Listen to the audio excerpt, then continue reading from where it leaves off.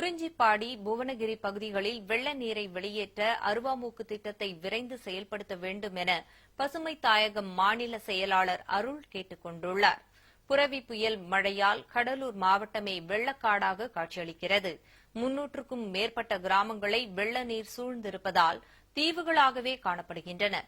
இதில் திருச்சோபுரம், வாண்டியன் பள்ளம், சிறுபாலையூர், கருவேப்பம்பாடி உள்ளிட்ட கிராமங்களுக்கு பசுமை தாயகம் மாநில செயலாளர் அருளுடன் பாமக மாநில துணை பொதுச் செயலாளர் சன் முத்துகிருஷ்ணன், மாவட்ட செயலாளர் வழக்குரைஞர் கோபிநாத் உள்ளிட்டோர் சென்று பார்வையிட்டனர்.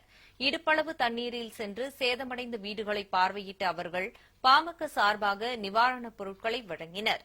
பின்னர் செய்தியாளர்களிடம் பேசிய அருள், குறிஞ்சிப்பாடி, புவனகிரி பகுதியில் வடிகால் வசதி இல்லாததாலும் NLC நிறுவனம் பரவனாற்றில் தண்ணீரை திறந்து விடுவதாலும் ஆண்டுதோறும் பாதிப்பு ஏற்படுவதாக கூறினார்.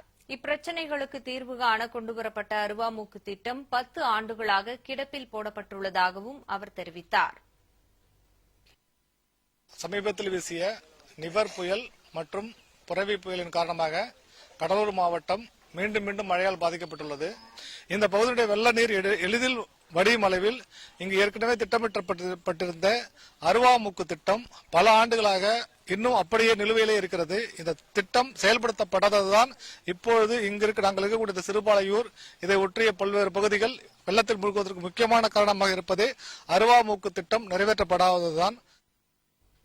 வெள்ளத்தில் பாதிக்கப்பட்ட பயிர்களுக்கும் வீடுகளுக்கும் அரசு நிவாரணம் வழங்க வேண்டும் என்றும் அருள் கேட்டுக் கொண்டார்.